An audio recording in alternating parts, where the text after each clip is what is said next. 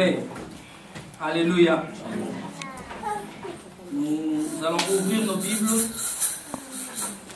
dans 1 Roi, chapitre 21, là où nous sommes. Aujourd'hui, nous allons lire à partir du verset 17 jusqu'à la fin. Alors, la parole de l'Éternel fut adressée à Élie le Tishbite en ces mots. Lève-toi, descends au-devant d'Akab, roi d'Israël, à Samarie. Les voilà dans la ville de Naboth où il est descendu pour en prendre possession. Tu lui diras, ainsi parle l'Éternel, n'est-il pas un assassin et un voleur? Et tu lui diras, ainsi parle l'Éternel, au lieu même où les chiens ont léché le sang de Naboth, les chiens lécheront aussi ton propre sang. Akab dit à Élie, m'as-tu trouvé mon ennemi? Et il répondit, je t'ai trouvé parce que tu t'es vendu pour faire ce qui est mal aux yeux de l'Éternel. Voici, je vais faire venir le malheur sur toi. Je te balayerai, j'exterminerai quiconque appartient à Akab, celui qui est esclave et celui qui est libre en Israël. Et je rendrai ta maison semblable à la maison de Jéroboam, fils de Nébat, et à la maison de Baasha, fils d'Achija, parce que tu m'as irrité et que tu as fait pécher Israël. L'Éternel parle aussi sur Jézabel. Et il dit, les chiens mangeront Jézabel près du rempart de Jezreel. Celui de la maison d'Akab qui mourra dans la ville sera mangé par les chiens. Et celui qui mourra dans les champs sera mangé par les oiseaux du ciel. Il n'y a eu personne qui se soit vendu comme Akab pour faire ce qui est mal aux yeux de l'Éternel. Et Jézabel, sa femme, l'y excitait. Il a agi de la manière la plus abominable en allant après les idoles, comme le faisaient les Amoréens que l'Éternel chassa de devant les enfants d'Israël. Après avoir entendu les paroles d'Élie, Akab déchira ses vêtements. Il mit un sac sur son corps et il jeûna. Il couchait avec ses sacs et il marchait lentement. Et la parole de l'Éternel fut adressée à Élie le Tishbite en ce mot. As-tu vu comment Akab s'est humilié devant moi? Parce qu'il s'est humilié devant moi, je ne ferai pas venir le malheur pendant sa vie. Ce sera pendant la vie de son fils que je ferai venir le malheur sur sa maison. Quelle conclusion. Amen. Amen. Nous venons de lire ta parole. Seigneur, viens et prends la place de l'orateur. Et révèle ta parole à chacun d'entre nous. Révèle ta volonté à chacun d'entre nous. Laisse que tout ce qui n'est pas de toi soit hors de ce monde. Amen. Amen. Un ensemble de biens acquis ou transmis par voie de succession. Alléluia. C'est quelque chose qu'on t'a laissé, qu'on t'a légué. Et je vous ai dit que le malheur de Naboth, c'était d'être le voisin du roi. Alléluia. Le roi a porté envie sur le jardin, la ville de Naboth. Alléluia. Et le roi est parti lui proposer de lui vendre la ville. Et Naboth lui a dit, je ne peux pas vendre l'héritage de mes pères. Et nous avons vu avec vous qu'il y avait une loi en Israël qui interdisait aux enfants de vendre leur héritage. Alléluia. Naboth n'a fait qu'obéir à la voix de l'Éternel. Et c'est en ce moment-là que Jézabel entre en scène. Jézabel, c'est le symbole d'une mauvaise femme. Parce que la Bible dit que c'est Jézabel qui incitait Akab à faire du mal. Alléluia.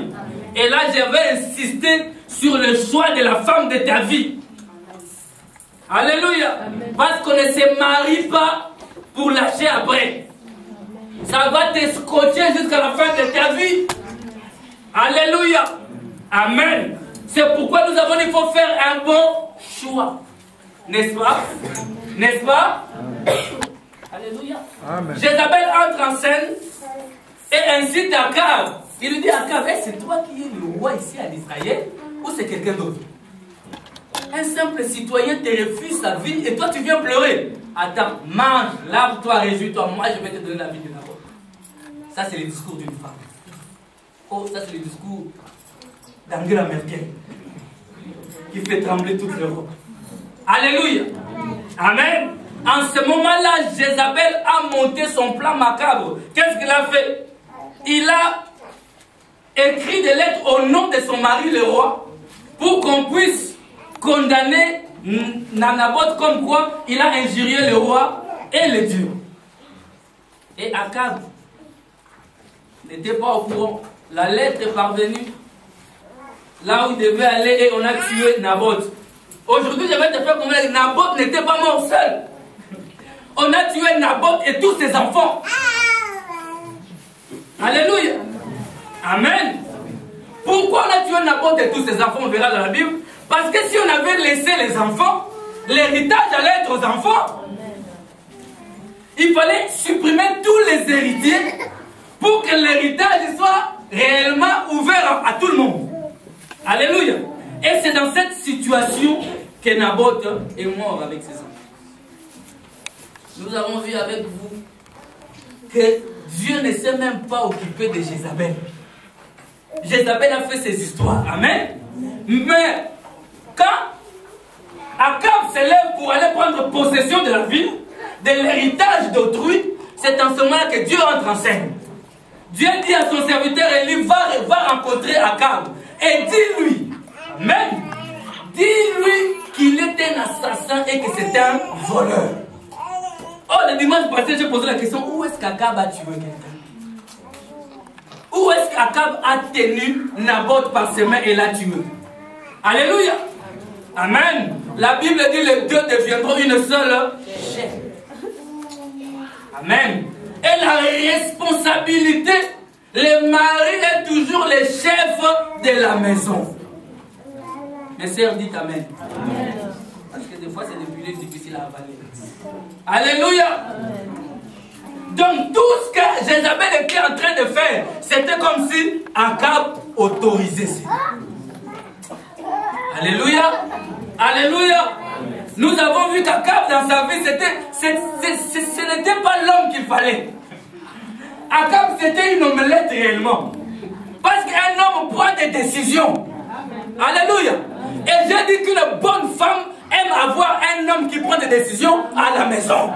Ben, cet homme-là la défendra au cas où. Amen. Pour aimer un homme qui ne prend pas ses responsabilités, qui est inapte à prendre des décisions, il faut être Jézabel. Jézabel voulait être chef. Alléluia. Voulait prendre la place de son mari. Et elle l'avait. Alléluia. Mais une bonne femme, non, reste à sa place. Vous savez, une histoire d'amour, un couple, une famille ne marchera que si chacun reste à sa place. Oh, dites Amen. Quand tu restes à ta place, le mari à sa place, la femme à les enfants à leur place, tout marchera. Mais quand on cherche maintenant à prendre la place d'autrui, c'est à ce moment-là qu'il y a du désordre. Alléluia. Quand on commence à se marcher sur le pied, c'est dans ce moment-là qu'il y a du désordre. Et le foyer d'Akab était un foyer qui allait bien. Parce qu'il y avait une omelette avec une Jézabel. Est-ce que quelqu'un me comprend? Amen. J'aime ton amen. Alléluia.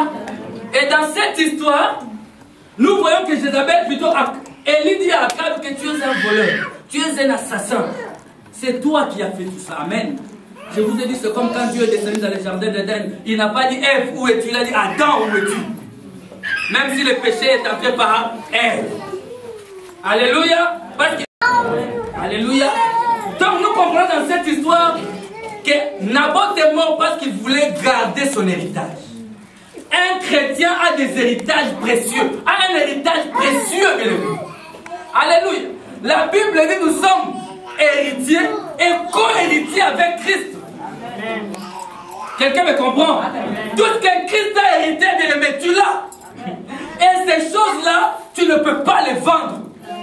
Un jour, le diable, Jésus-Christ sorti du désert après 40 jours de jeûne et prière. Amen. Le diable lui dit, change, adore-moi, je te donnerai tout ça. Alléluia. C'était une proposition pour vendre son héritage. Alléluia. Dieu lui dit, tu ne tenteras pas le Seigneur. Quelqu'un me comprend? Vous m'avez compris. Alléluia. On ne peut pas tenter Dieu. Donc le diable, Lucifer en ce moment-là, il était de tenter le Seigneur son Dieu. Et le Seigneur son Dieu n'était pas au ciel là en face de lui. Le Seigneur Jésus-Christ. Amen. Dieu lui dit, tu ne peux pas me tenter. Amen.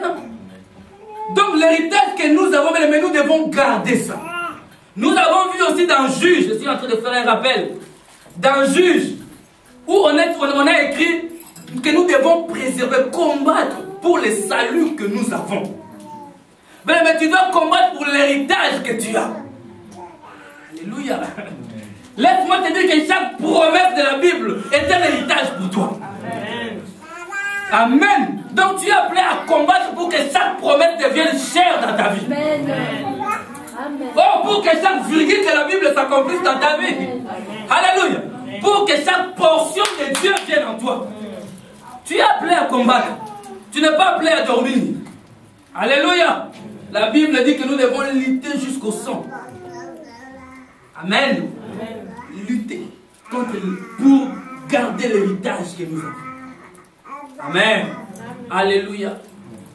Mais écoutez ceci.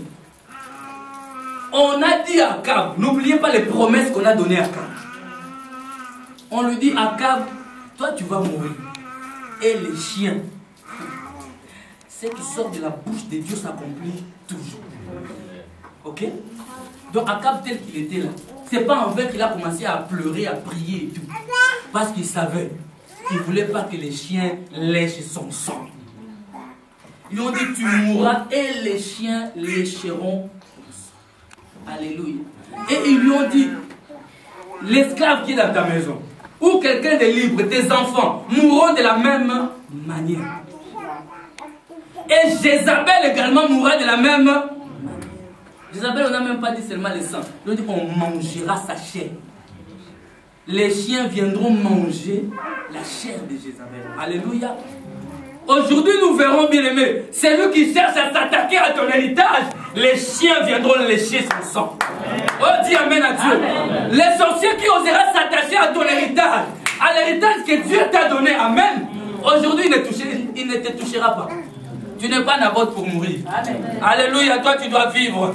Naboth est mort, alléluia. Toi tu vivras. Mais ceux qui s'attaquent à ta vie, à l'héritage que Dieu t'a donné, alléluia, la Bible dit, les chiens les attaqueront. Amen. Nous voyons qu'après toutes ces promesses, ça c'est des promesses macabres. Après toutes ces promesses, qu'est-ce qui s'est passé? Akab a commencé à jeûner, à prier. Et Seigneur, pardonne. Pardonne-moi. Alléluia. Et Dieu dit, appelle Élie, dit, tu as vu comment est-ce que Akab s'est humilié? Amen. Le mal que je devais faire à Akab, je ne le ferai plus à Akab. Mais je ferai ça aux enfants d'Akab. Ah, mais qu'est-ce qu'ils avaient ces enfants? Comment ont-ils fait? Alléluia. Tu t'es déjà posé la question, qu'as-tu fait pour que le malheur t'atteigne? Alléluia. Mais je veux simplement te dire ceci. C'est juste à cause du sang qui coule en toi. Amen. Je vous ai dit que tu le veuilles ou pas, tu laisseras un héritage à tes enfants. Est-ce que tu comprends? Que tu le veuilles ou pas. Parce que chaque pas que tu poses, chaque acte que tu poses, amen, aura des répercussions sur tes enfants. Amen. Pourquoi? Parce que tes enfants, alléluia, ont ton sang. Alléluia. Et Dieu punit l'iniquité jusqu'à la 4e génération. Alléluia. Amen. C'est pourquoi tu verras des choses. Nous aurons une veille de prière, bientôt nous prierons pour ces choses. Amen. Et dans cette histoire, les jeunes hommes là, les enfants d'Akab n'avaient rien fait. Toi aussi tu n'as. Amen.